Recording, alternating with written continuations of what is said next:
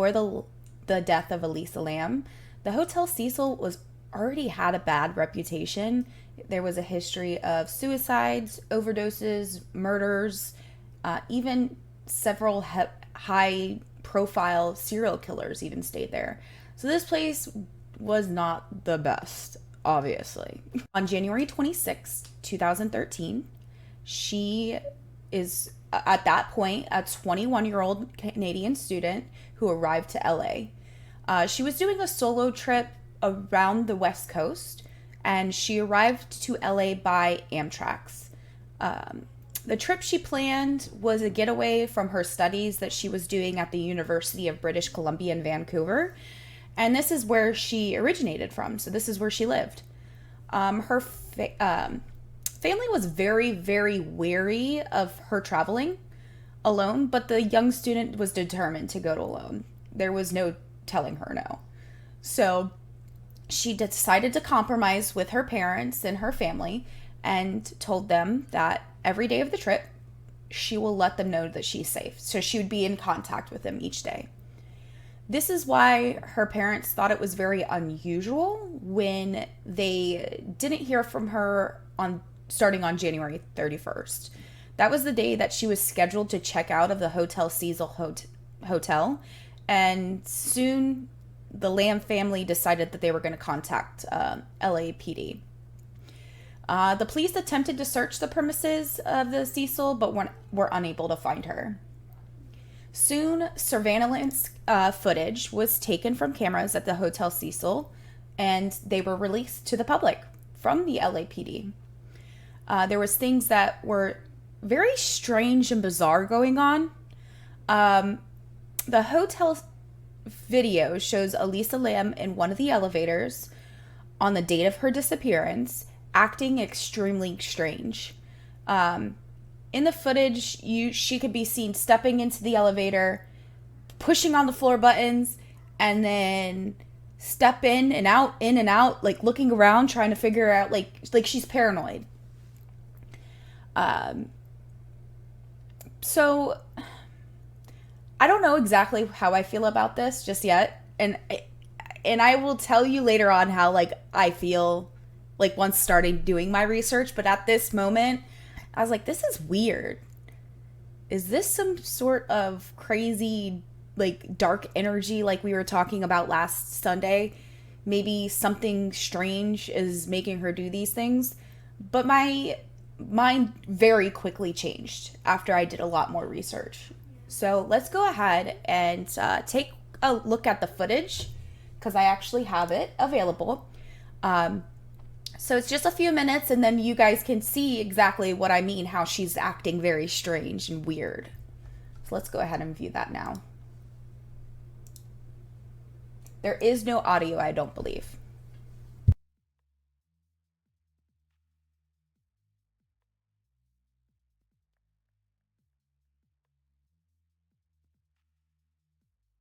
What I find weird about this footage is that it looks like the doors were going to shut, and then they stopped. They went to go like this, but then all of a sudden they went back real quick. Like someone is like making it stop with the button. So you see she's hiding in the corner. It seems like somebody is like after her, so to speak. So there she goes. She's looking out again. I mean, it looks like she's looking out to not be noticed, but still to be aware of her surroundings. I don't think it's been tampered with. I really, really honestly don't. I think it's just an old footage that, and they had old cameras. But look at it. She steps in and out, and then she stands to the side. And it seems like she's talking to someone at this point. She's starting to use arm movements. I don't know if she was very, a person that talks with their hands, because there are a lot of people like that. But it looks like she's standing there talking to someone. And again, the damn doors are not shutting. So she walks in. Seems like a little puzzled to me, in my opinion. She's pushing the buttons again.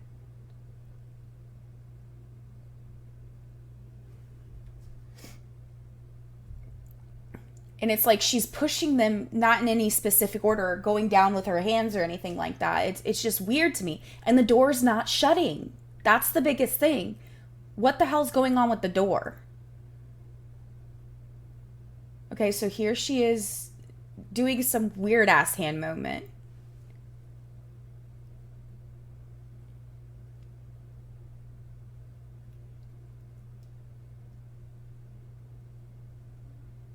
At this point, I would say that she was high on some drugs looking at this. There was something wrong with her at this point because of the way that she's acting and the way that her hand movements are. Again, she steps out. The door's not shutting.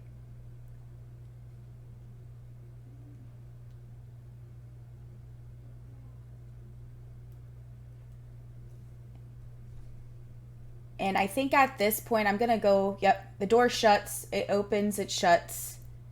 She has disappeared at this point. But you'll see the door will randomly open. And I think what it is it's going to the floors that she was pressing at this point. But at this time, you don't see anything else regarding Elisa Lam in this footage. So I'm going to stop that right there. So, as we saw in the final minutes of the movie, or video, Elisa was moving her hands and gestures like she was talking to someone, and then also like she was possibly on something. But unfortunately, no one was captured in the video. Reactions of the video were from Canada, where she was from, all the way to China, for where her family originated from. So it was all over the world. People all over the world saw this video. Absolutely crazy.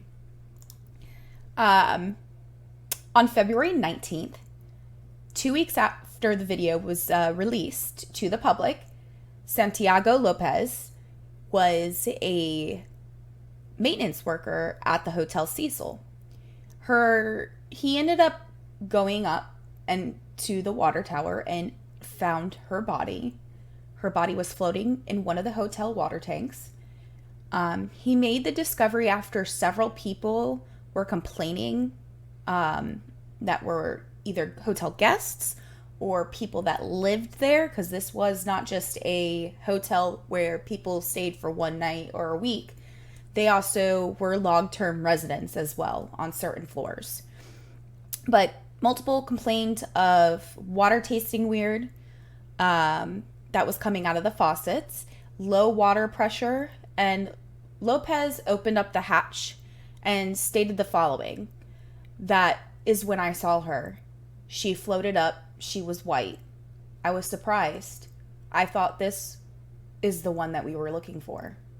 Obviously, Elisa Lam's parents, and this is her sister as well, were notified, and they came to LA for a press conference with the police. Tim Marcia, it was the detective that was lead on this case for the LAPD at this time. And when the police arrived, Elisa Lam was floating face up. She was in a considerable state of decomposition, and unfortunately, she was naked as well. Her clothes were found at the bottom of the tank. When doing my research, I found out something very crazy, that at certain points, people were like, okay, well, let me step back for a second. There were people that said, oh goodness, she didn't have her clothes on, so she must have not done this herself. Somebody killed her and then threw her in there. And I found out there is a point in time where you feel extremely hot when you're in water for extended periods of time, and people will start ripping off their clothes. It's kind of similar like when it happens when people are in snow and they're on these expeditions and they end up being found dead without their certain clothes off or certain layers taken off. It's the same concept. Your body goes into this state where when it's cold, it feels like you need to be taking your clothes off because you're warm. When it's weird. It's very weird, but it happens. It's known. So that's the main thing that I think ended up happening in this situation, is that she got that feeling where she needed to take her clothes off and started ripping her clothes off. Because at this point, when Lopez ended up finding her, the hatch was down. So it wasn't like she could have climbed out of it or anything. So she may have ended up climbing in. The hatch shut on her as she was going in. Now she's stuck. She's now pulling off her clothes because after X amount of time, so on and so forth. A couple named Mike and Sabina Bach traveled to the U.S., and they stated that the first thing that they saw when they got out of the cab was a missing paper pinned to a lamppost with Elisa Lam's picture on it. So I have attached that picture. Shortly, they noticed strange taste in the water and low pressure at the hotel. Ugh. They complained and they were moved to another room. They never could have guessed the horrifying truth behind this horrible foul taste in brown tinged water. But after a few hours of them moving to rooms, Elisa's decomposing body was found. The following morning, when they moved the night before, Mike and Sabina said that hell broke loose at the hotel.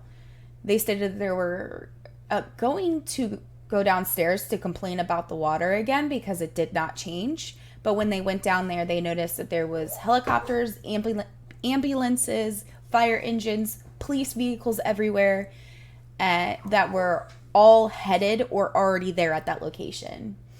I'd be like, yep, pay me.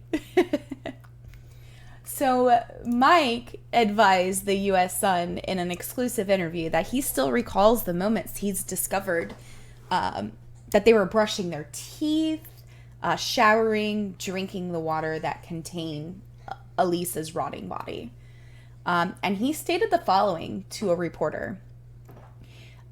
He stated the following to the U.S. Sun. A reporter outside the hotel told us that there was a body in the tank, and I realized this was what was causing the water problem. The pressure, the discoloration, the taste. I was speechless. I felt unclean. I wanted to drink 12 bottles of water to flush it out of my system. And I wanted to have a shower, then have another, and then have another. I felt physically sick. So Mike and Sabina, who were staying at the U.S. for the very first time, stated that when you walked to the Hotel Cecil, exactly what it showed on the website. They stated that there was a marble flooring, as we spoke in last episode. It was huge. It was grand. It was European in style. It was beautiful. But the moment that you got to the elevator and you started going up on those floors is when like a time machine hit. Sorry. The baby's behind me and he just farted. So it caught me a little off guard. It's taking you back to like the old abandoned hotel. He stated the rooms were very bare and dirty. It felt like the carpet hadn't been cleaned and everything had a strange smell from the walls to the old appliances. So it was not a good place to stay. But online, they make it look like this. Oh, look at this lobby. This is the lobby of our hotel. So, all of our rooms are nice too. Duh. But Elisa checked into the hotel for 4 days. She shared a room, which was 506, which was a female bunk room with 3 strangers. So what this means is that part of the Hotel Cecil had these little rooms where you could share them with other people.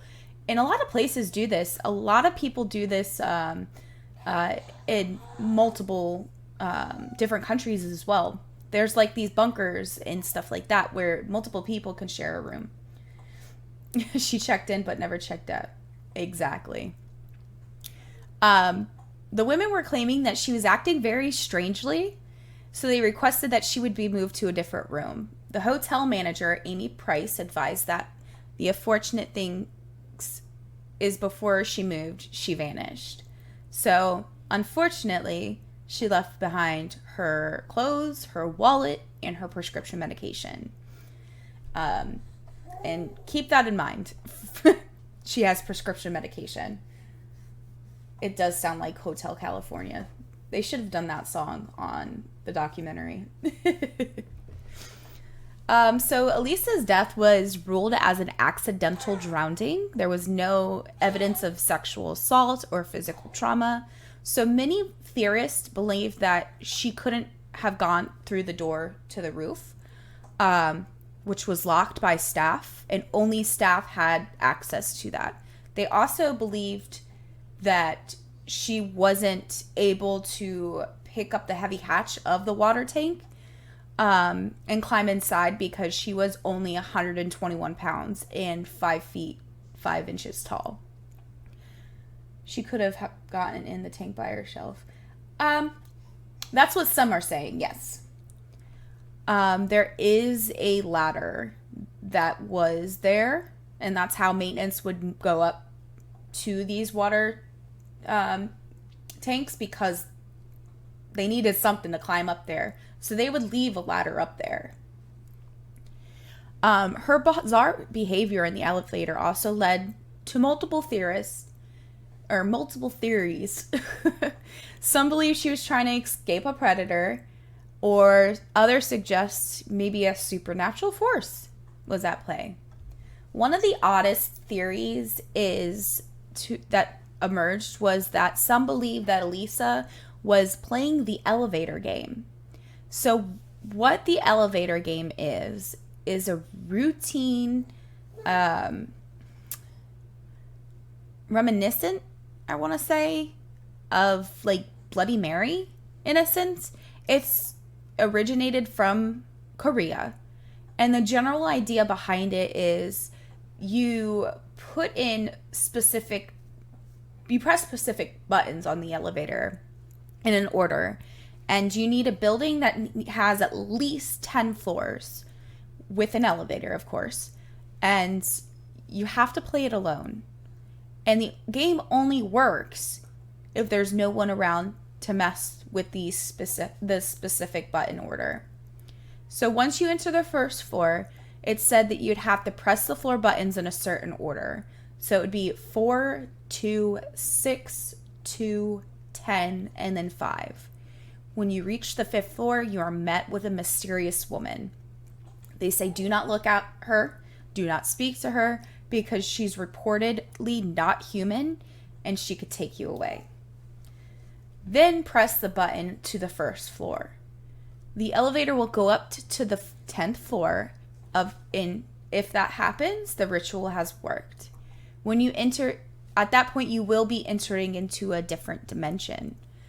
It will look like the same exact building that you are in, except you are all by yourself. At this point, electronics may not work, the lights may not be completely off, and in order to return back to your dimension, they say you would need to press the same buttons that took you to the one that you're in currently. If you get off at the wrong time, you may never see your dimension again. Seeing her odd behavior in the elevator footage is why some were convinced that Elisa did play this game and summoned something supernatural. Oh my gosh, you guys. I don't know what the significance of the numbers is. You know what? Let's go ahead and check real quick. I tried looking up at I looked up the elevator game. Number...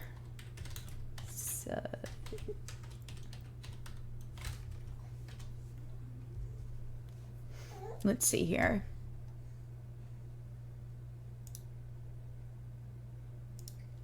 I don't think there's much behind it.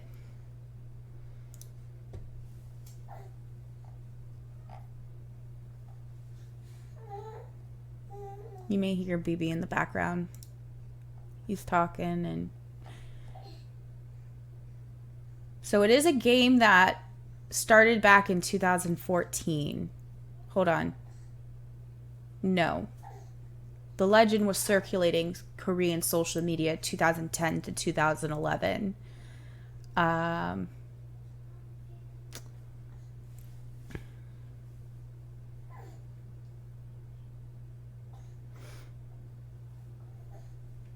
It doesn't really say. It doesn't say anything about what those numbers specifically mean, because it's not anything that has to do with what you guys are talking about, Satan or anything like that. Google for the win. Let's go play it in a haunted hotel. You can go play it in a haunted hotel with Dave. Dave will go with you and... Correct. Like, everything that I'm seeing is in English writing.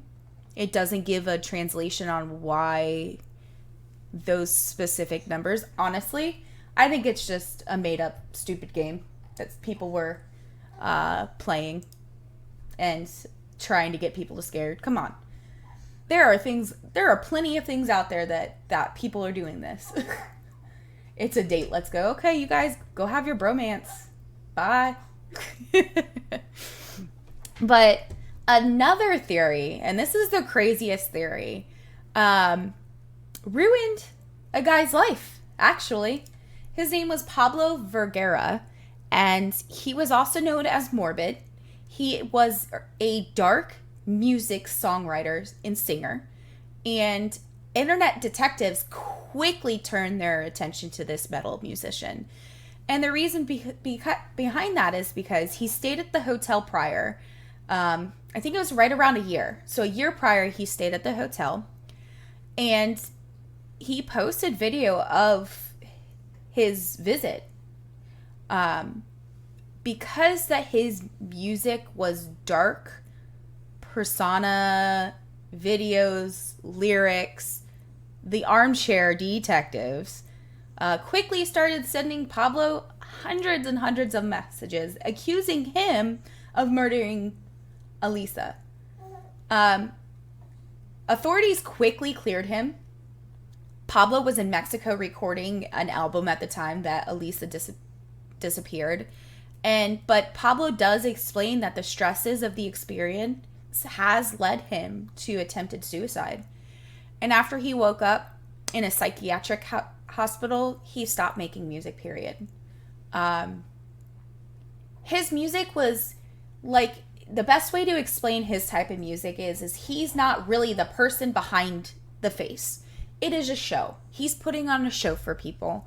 You know, similar to Slipknot. Let's use them. Or Ghost. Use them as an example. These musicians put on a show. They're actors as well as playing music. They're well versed in, being an artist, so to speak. So, unfortunately, people took this a lot further than it should have been. He was just a musician. He was just an artist. He acted while he was doing these things. And granted, his music wasn't the best. His music was about death and killing people and stuff like that, but so is Slipknot. So is, other ones. There was another one. Who was it? Skitz Craven is one as well. He is a underground musician that talks about death and talks about, people dying, overdosing, drugs, stuff like that. But normal person, he is the most down-to-earth person in the fucking world. Like, I've watched some of his Instagram lives, and he is not the person that he is while doing these shows or music videos, Let's go ahead and see what you guys put in here. My Place or Yours. He looks like he was just in my... Oh, gosh. Yes, it is crazy how some internet sleuths, are what they call, can ruin people's lives. Well, could we say Weezer as an example? Weezer is a ton of artists singing about death and murder and drugs. Correct. And it's not necessarily meaning that their lives are revolving around what their music is. They're just putting on a show. So, and that's what the type of person he was. So, I kind of want to, I have here his interview that he did with E.T. So, he's done plenty of interviews. Outside of E.T., he did the interview with the documentary. Oh my God, that scared the fuck out of me. That scared me. I wasn't expecting that.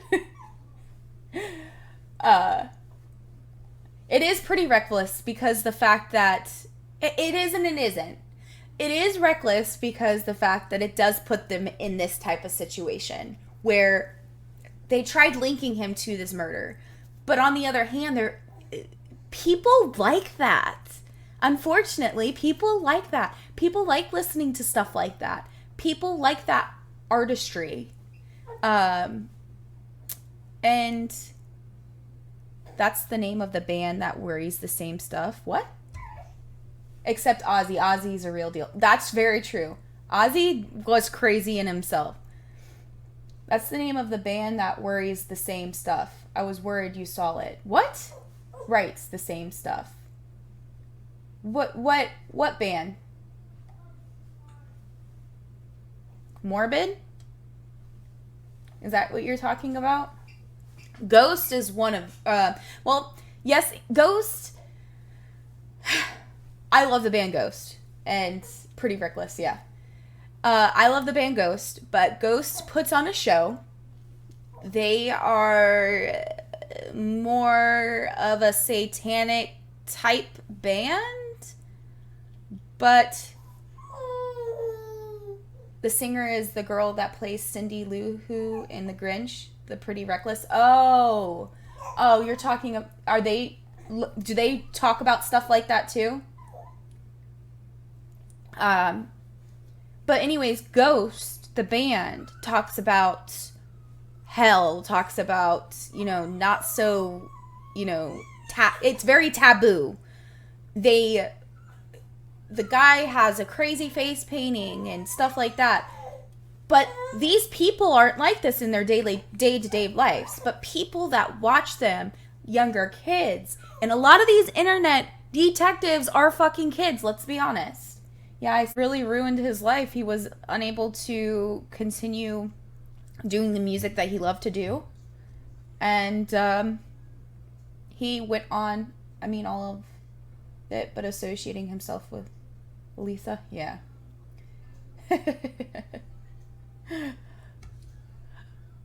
Yeah, no, I agree.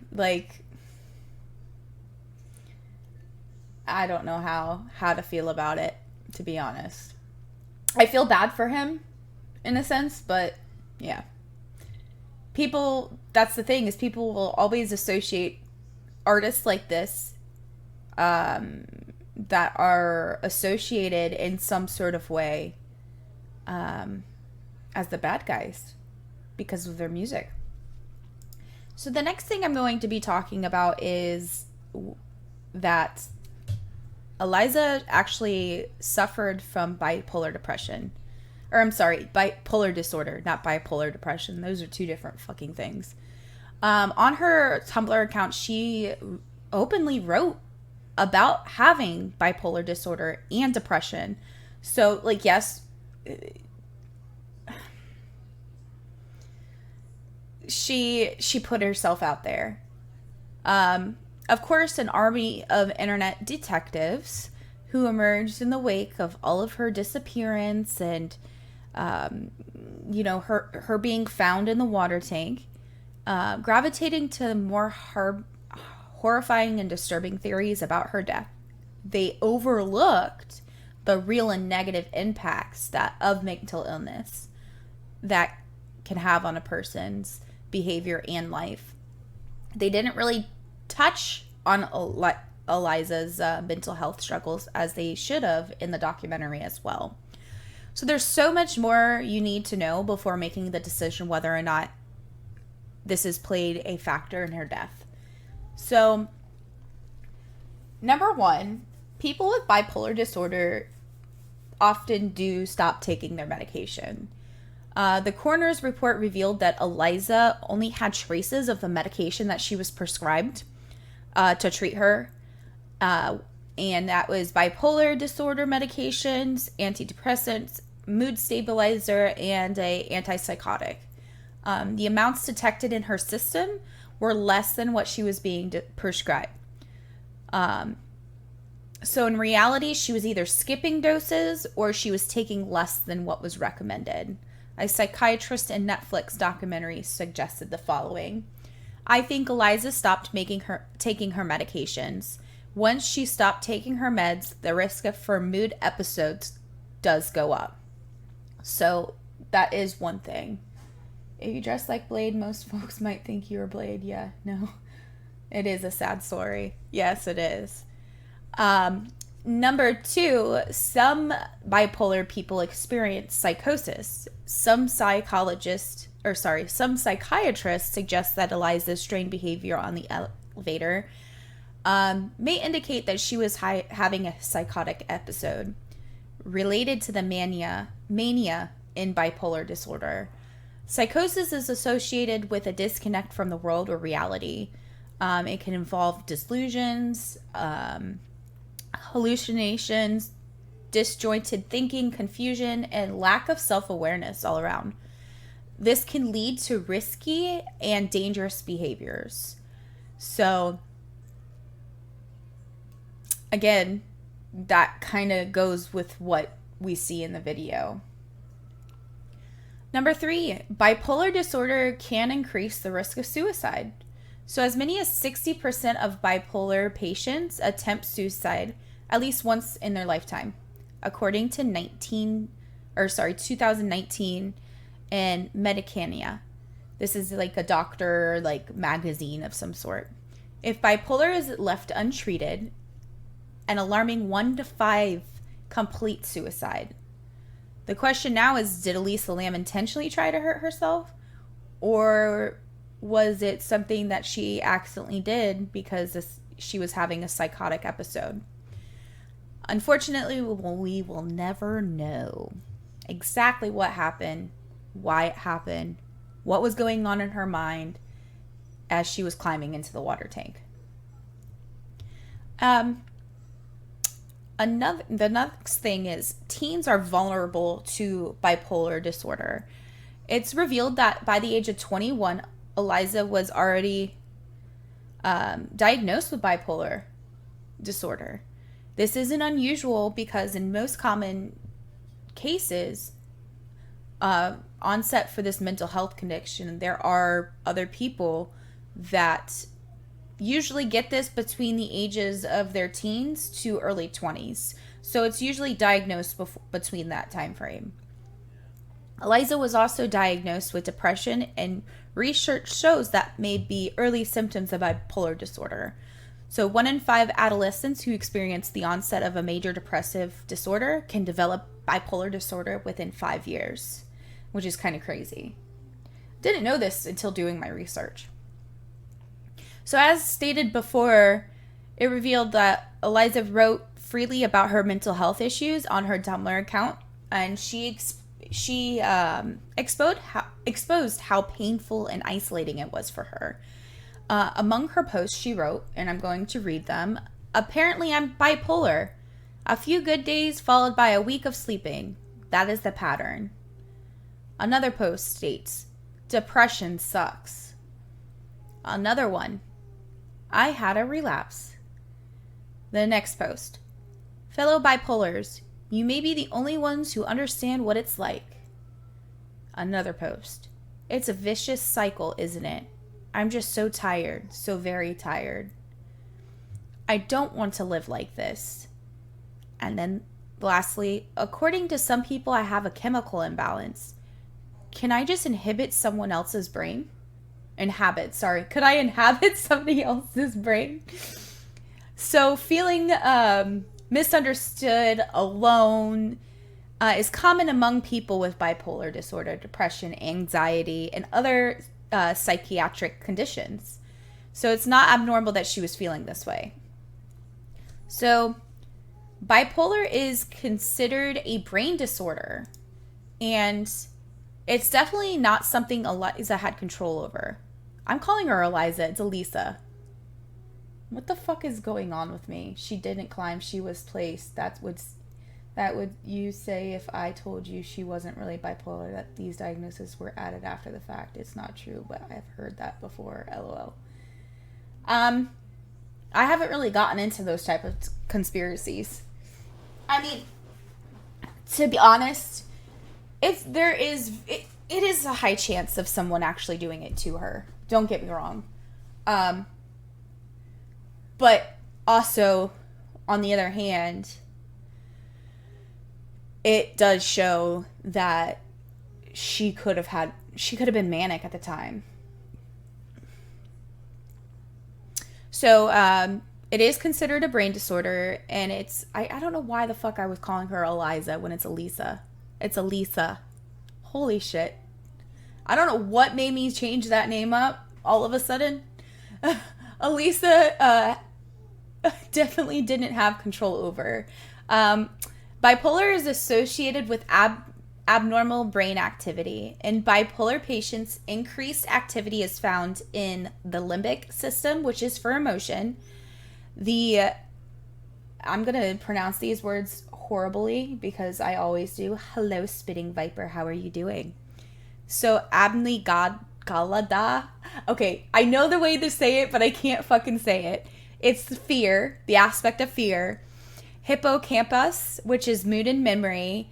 And the cingulate gyrus, it's a gear shifter of the brain. Some genius people are out there that are bipolar. That is very true. It does not, it definitely doesn't mean that you can't be smart. Yes.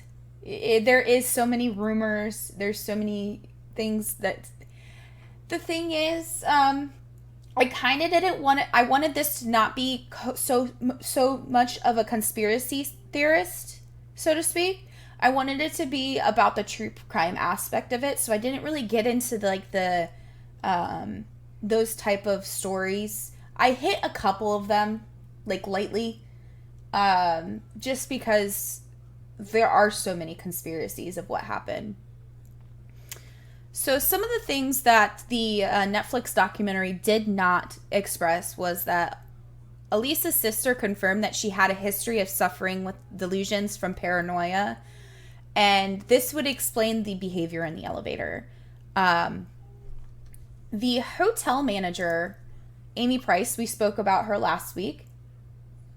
No, you didn't derail me at all. Not at all.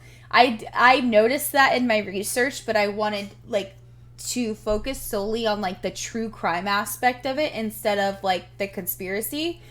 I can definitely do another one, like, hitting conspiracies regarding this. That wouldn't be a bad idea. But yeah. Have a good trip, Vipe. But Amy Price, we spoke about her last episode, or not last episode, but last Sunday when we did the part 1. She stated from the beginning when Elisa went missing, I just had a bad feeling about it. The disappearance from the beginning had fingers pointing at residents, hotel staff, and Amy explained it being very stressful and heartbreaking. Some of the floors were for visitors in the hotel, as I spoke about earlier, and others were for short or long-term accommodations for people who used to be on Skid Row. So Skid Row, as stated in part 1, is a homeless central of Los Angeles, and it does, the hotel is really right in the middle of it. So it does span about 50 blocks, if I remember correctly.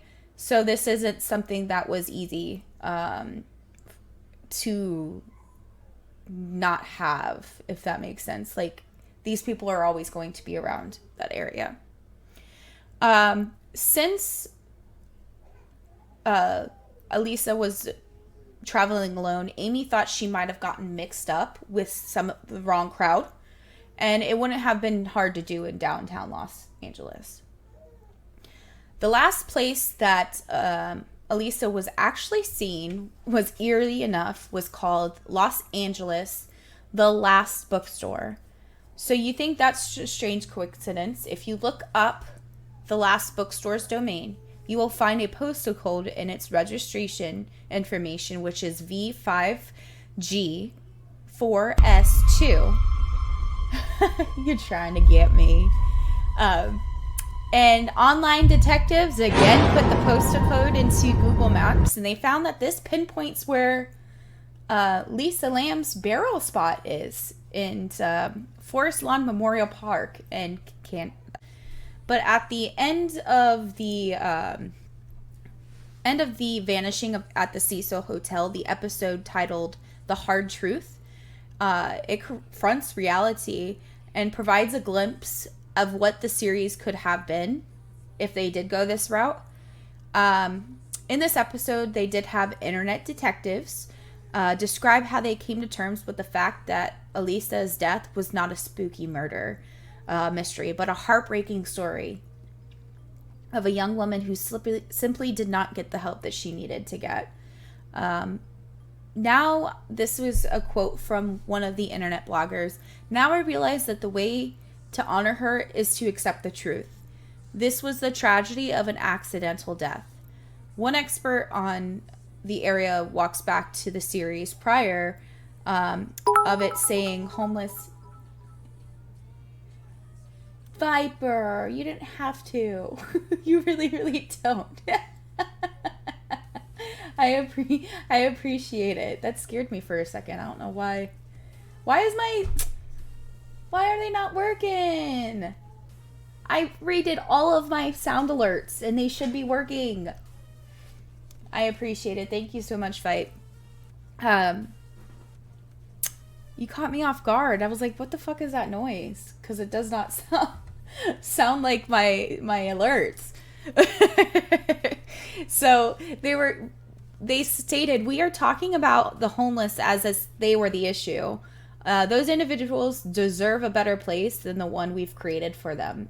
So, when they were blaming, the homeless around that area for her possible disappearance and death, they kind of went back on what they had to say. So, David and Elisa Lam filed a wrongful death suit against the Cecil Hotel several months after their daughter's death was uncovered.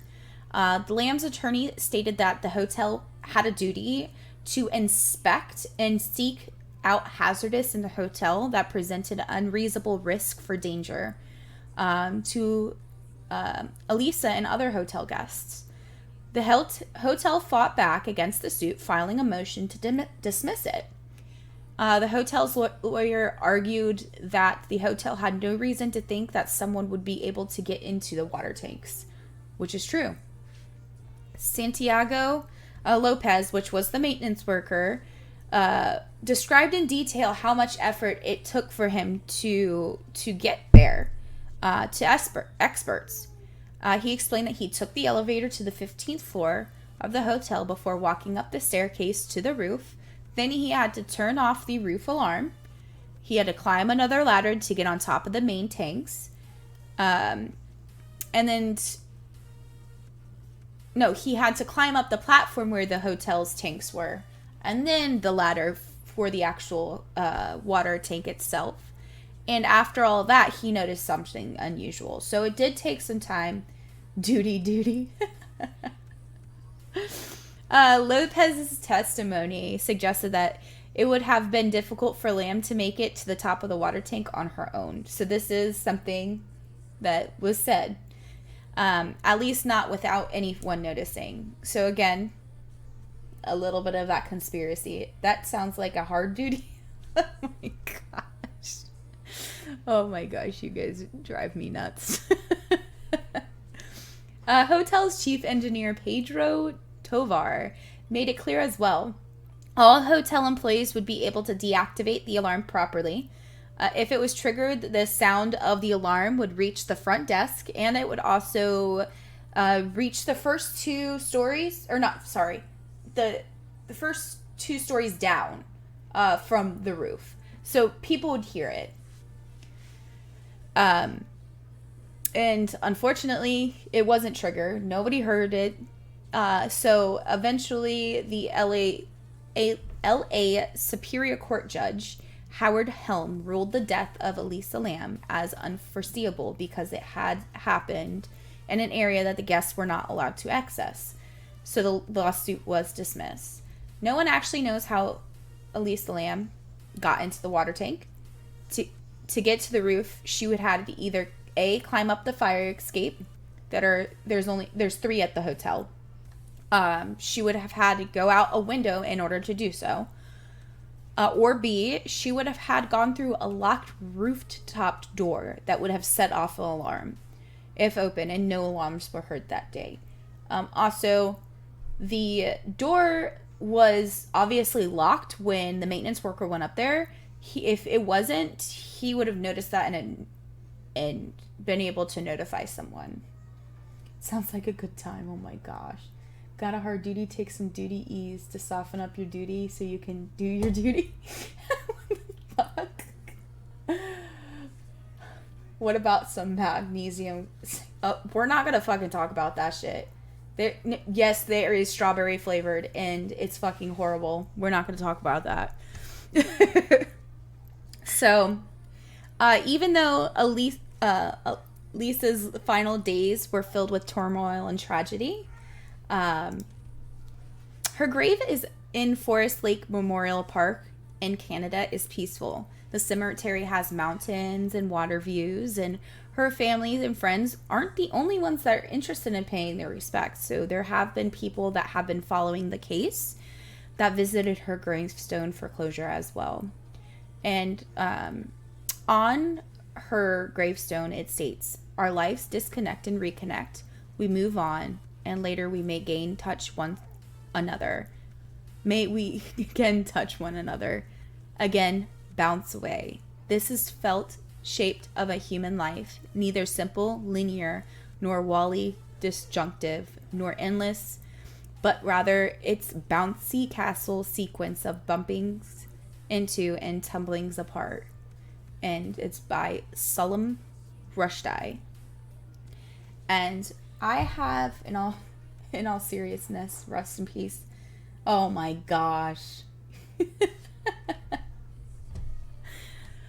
Oh my goodness. So what I'm going to do on that note is I'm going to show one more video. And it's going to show you the her gravesite. A guy named Jean Claude in Vancouver went and videographed it. So we're going to go ahead and take a look at that right now. Today we're visiting the green pastures of Burnaby's beautiful Forest Lawn Cemetery. You may remember Forest Lawn from my previous vlogs in which we celebrated some of the dearly departed resting in peace here, including rock and roll singer Ron Tabak and celebrity policeman Whistling Bernie Smith. Today we are here to remember the life of Elisa Lam and pay our respects to a wonderful person who has captured the interest of people around the world. Recently, Elisa has been the subject of a 4-part docu-series on Netflix called Crime Scene: The Vanishing at the Cecil Hotel. It chronicles the very mysterious circumstances of her 2013 death in Los Angeles. Elisa was born in Vancouver and attended the University of British Columbia here. She was a thoughtful, sensitive, and creative person. She loved reading good books like The Great Gatsby and Harry Potter. In 2013, 22-year-old Elisa took a trip alone to California. She checked into LA's Hotel Cecil on January 26th. It drives me insane Elisa because may he not have been aware mispronounces of the Cecil's hotel dark history, throughout the whole including fucking murders, show. It's not suicides, Cecil, it's and as a home Cecil. to serial So just killers. an FYI. Eliza was scheduled to leave the Cecil on February 1st, but she was missing. Police searched the hotel but couldn't find her. 2 weeks later, they released disturbing security video of Eliza acting strangely in the elevator. It looked to some viewers like she may be scared of someone or something. On February 19th, a hotel employee found Eliza's body in a water tank on the Cecil's roof. The mysterious circumstances of her death have led to multiple theories. Some say she was suffering from a psychiatric illness. Some say supernatural forces were involved, while others are convinced it was foul play. Despite which theory people believe, everyone has sympathy for Eliza, as her final hours must have been horrific. Forest Lawn Cemetery covers a big piece of land in Burnaby. There are many different sections here, and each one beautiful in its own way. Eliza's place of rest is on the west side of the cemetery, where the sun shines warmly in the afternoon and into the evening. I believe this section is called Tribute Heights. Very quiet and lots of love here. As I look around, I can see that the graves are visited frequently. It's around Easter time, and there are lots of flowers placed for the dearly departed. A really nice place.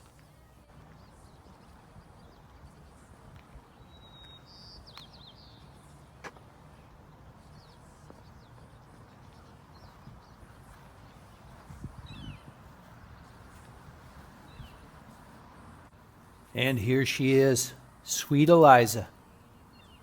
Looks like there's an inscription from the author Salman Rushdie on her memorial stone.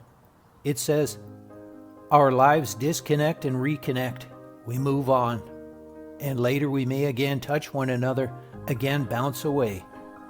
This is the felt shape of a human life, neither simply linear, nor wholly disjunctive, nor endlessly bifurcating, but rather the bouncy castle sequence of bumping into and tumblings apart." Really nice picture of her on the tablet as well. One of the nicest resting places I've seen. Eliza was born He's very monotone. April 30, 1991. She would have been celebrating her 30th birthday this week.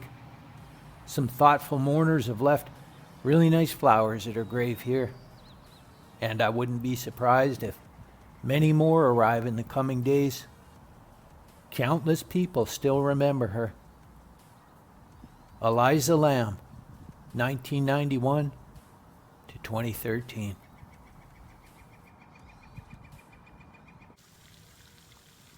We'll wrap things up here at the very peaceful pond at Forest Lawn. Colorful fish enjoying the cool water on this beautiful Burnaby day. Such a beautiful place. Thank you for watching today, and remember, that is for sure. Like, that is completely different looking than it is here in Florida. That's for sure. So the next thing I want to do is I want to show you some of the information off the, if I kept it, I hope I did. I hope it didn't close out. I think it did close out. That stinks, but I do have it still. Just 1 second here. Yep, it did. Give me 1 second, guys, just to pull this up.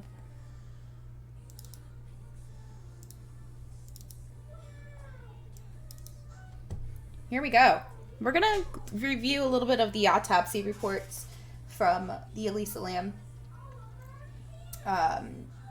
So here you can see that it says that it was a drowning and that her conditions that started before that were not related to the cause of death. She does have bipolar disorder. Here it does list that she's a 21-year-old Asian woman found in a water storage tank on the roof of her hotel. She had moderate decomposition. There was no trauma. Her history of bipolar disorder, and there is a toxicology and microscopic reporting that is attached. So if you look at the initial page, it just kind of gives you an overlay of what happened. So there is no trauma on the body. That's the biggest thing that they stated, that if she, something happened to her where someone actually murdered her, there would be a fight of some sort, especially in the mental state that she was in. So I'm going to scroll down here. So here it goes and says that she weighed 121 pounds, measuring 66 inches, which also reverts back to 5 feet at 5 inches, and she's thin. It also goes over the different visible scarring and tattooing. So she did have some scarring, but she did not have any tattoos at the time. Rigor has been established, which means rigor mortis. I'm not going to go into much detail of that. So this is kind of just going over her body itself. So telling that she didn't have dentures, that she had her teeth, her abdomen, how the genitalia looked at the time, stuff like that, to see if there was anything abnormal. So one thing that is really crazy is they did, sit here and talk about the decomposition of the body. So there was greening of the body, which means that there was molding of some sort in her lower legs and feet.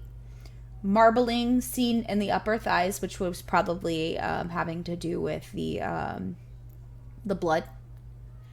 The scalp and skin, hair easily soft with sight pooling. So this could have been just because of the fact that she was in retention.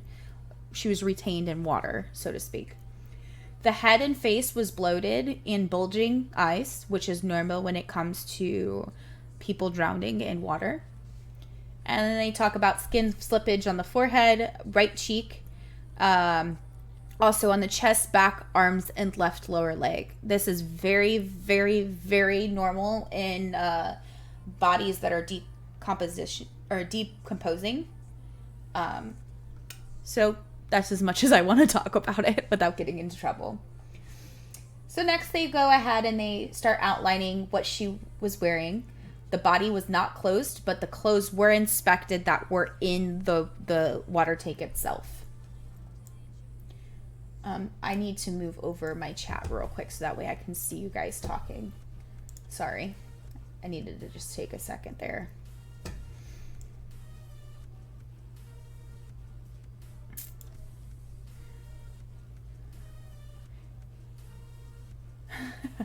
Hold on, I'm reading you guys' things. I think that guy is a killer. Which one? Oh, oh my gosh. The hotel got her before me. They do say that killers love to... Yep, that's really true. Always coming back to the scene of the crime. That is very, very true. So, this is just pretty much talking about the clothing itself. The next section that I'm going to review, this is just going over the different areas of her body and what they found. When they do an autopsy, they literally go over every single aspect of the body itself. And they weigh certain organs. They do certain things to make sure to see if anything else could have possibly made the person pass. Don't really want to go over that and get in trouble. I don't know if I can. But they do talk about the toxology right here a little bit. But we're going to get further into that down at the bottom here. So this is the reporting. So this is the opinion of what the coroner said. That he thinks that it's a result of drowning. And the autopsy examination shows no evidence of trauma, and toxicology studies that, she had no drugs or alcohol in her system. She did have medication in her system for what she was prescribed for the bipolar disorder. Let's see what else. There was no other presence. Hold on. Toxicology studies were performed for the presence of these drugs. However, This is where you can see that the quantity in her blood was not the limit that it was supposed to be. Police investigation did not show evidence of foul play. A full review of the circumstance of the case and appropriate consulting was done, obviously. So then he signed it, and the senior and associate deputy signed the autopsy report. So this is the examination report. So what this is what they do when they first have to go in and do an examination. This is the information that they fill out. So before they go ahead and write the report. So you see that they'll give a bunch of different information, her age, her sex, her weight, her height. It asks if they were clothes, and it said no here. Let's see here. The date that they were absorbed, rigor mortis, time observed again. So I'm going to scroll down here. So this is the coroner's criminalist report. So this is the report that is sent out after toxicology. I know. Leave me alone. So they state that they observed the descendant, an adult female. She was nude, had dark or black wavy hair. Her clothes items were with her but weren't on her. And she was in an advanced state of decomposition. She had the bloating of the face and the abdomen, marbling of the abdomen, green discoloration of the abdomen and upper legs. Not going to talk about that. Hands and feet were waterlogged. Clothing was soaping wet. It's been recovered along with clothing and a wristwatch after being submerged in the hotel water supply tank for many days. It just kind of goes on to that. This is the evidence right here. What it does is it tells you what evidence kits they used to perform on the body itself. And also, this is her clothing. So what they did is they sat here and they literally wrote out what the brand was, the size, what it was that she was wearing, or not specifically her wearing, but if in these circumstances, if they're wearing clothes, this is what they do. Or if clothes are with them, this is what they do. So they also did a hair kit and a pubic hair kit as well. So it was dated and signed. So this is the microscopic reporting that we were talking about. It's to analyze the lung, kidney, liver, heart, thyroid. And those tissues are taken and tested. So here's another medical report. It's kind of similar to the one above. This one is the outline of the cause of death. I kind of find it kind of funny that they could not determine it in error at first, but then they go ahead and sign it off as an accidental. That is the 8. There was a big conspiracy theory about how people thought that that wasn't an 8, that they thought it was a 5. But you can definitely see that they put an 8 right there. There's a line right there. I'm going to back this out again. So what it does is it says like the injury, so in hotel water tank. So instead of it, they had to fix what they wrote. So prior to examining, they did an x-ray, body tags, fluoro, which I'm not too sure exactly what that is. And there are at scene photos, which are not obviously attached to this. Case circumstances, whether or not they were in the hospital, decomposed, embalmed. She was wearing some Birkenstocks. Toxicology report, they tell you what they did. So they went from heart, blood, stomach contents, bile, liver, and brain. So that's how they got their toxicology report.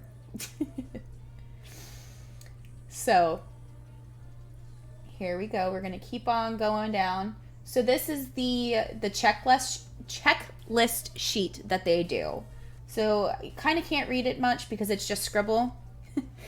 You don't know what Birkenstocks are? They are ugly, but they are the most comfortable things ever, and I want a pair. I've been talking about wanting a pair.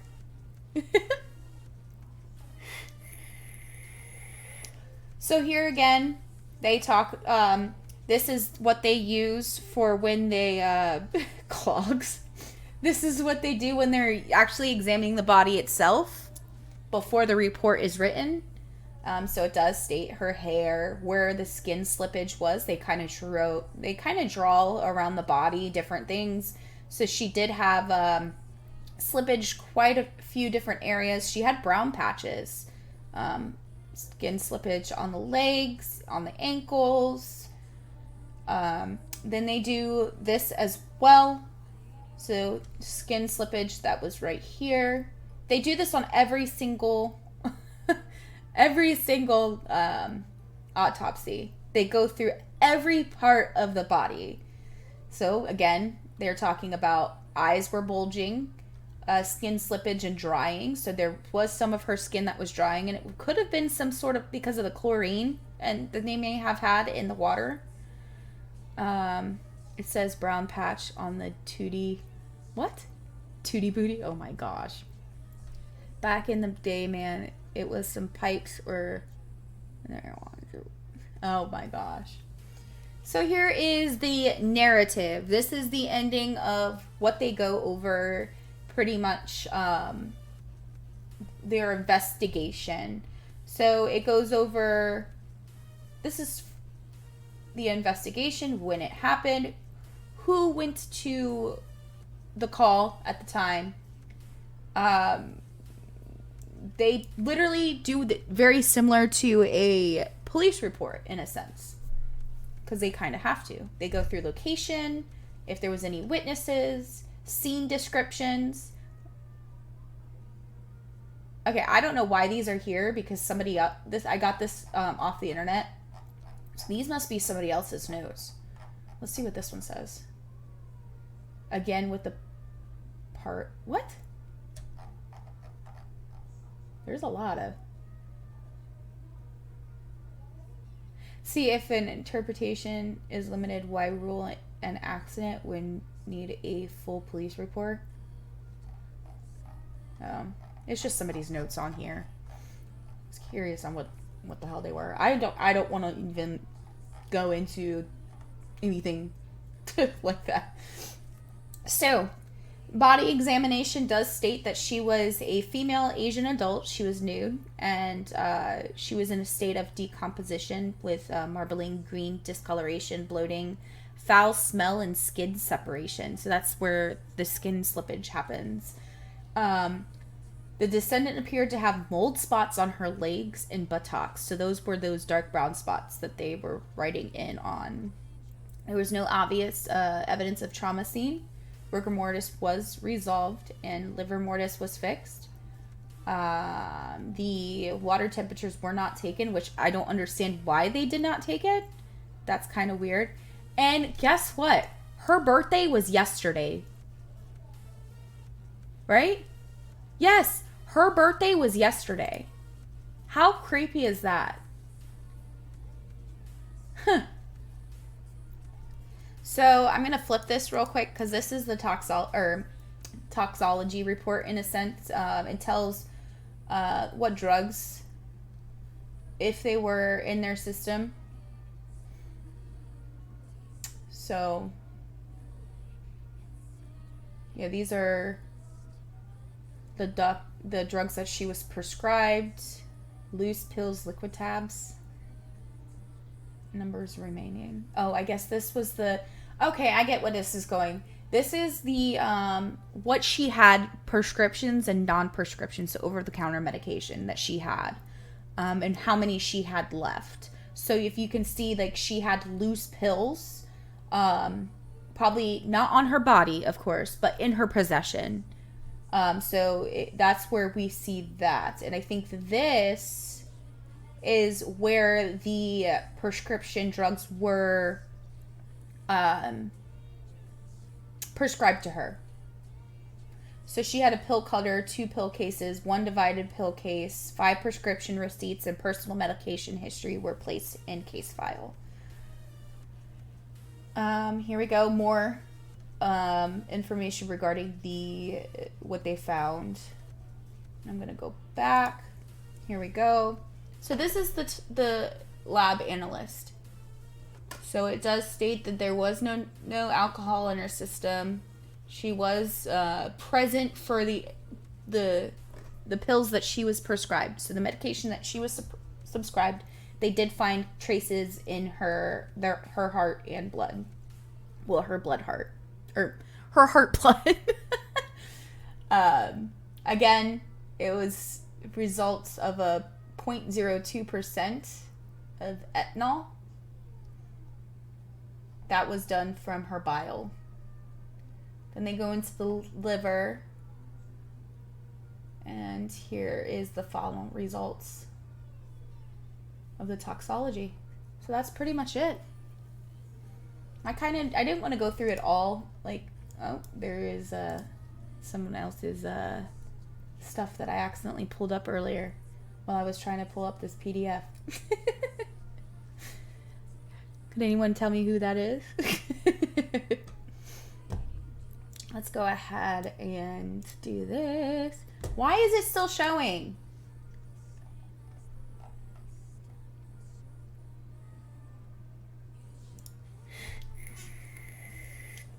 Well, that is it for today's show.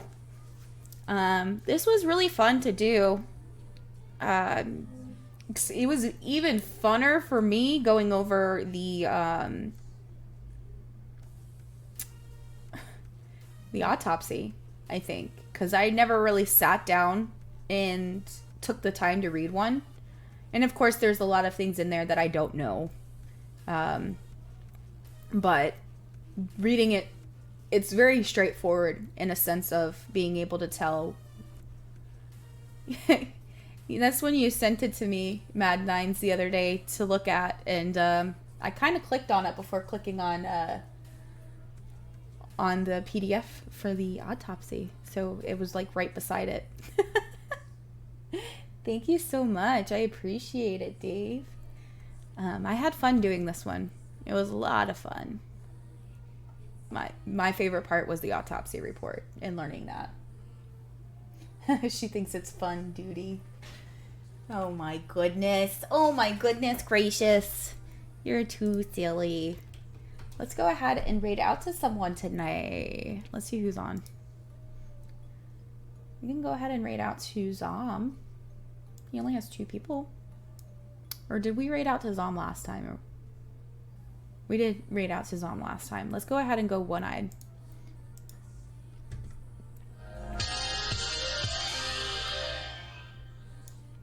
Okay, guys. As always, thanks for watching. And as always, make sure you stay spooky.